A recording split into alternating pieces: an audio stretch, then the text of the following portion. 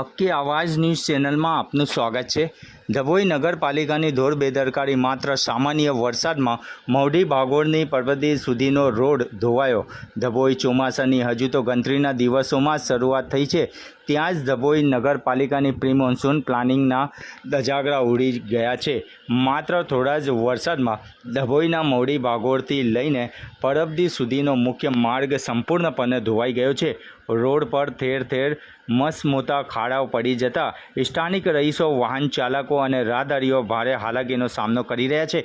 નેતાઓ પોતાના જ વિસ્તારમાં નિષ્ક્રિય। સૌથી વધુ આશ્ચર્ય અને આક્રોશની વાત તો એ છે કે જે વિસ્તારમાં આ ગંભીર સમસ્યા સર્જાઈ છે, તો વોર્ડ નંબર 4ના કાઉન્સિલર અને નગરપાલિકાના ઉપપ્રમુખ પોતે પણ આ જ વિસ્તારમાં વતની છે।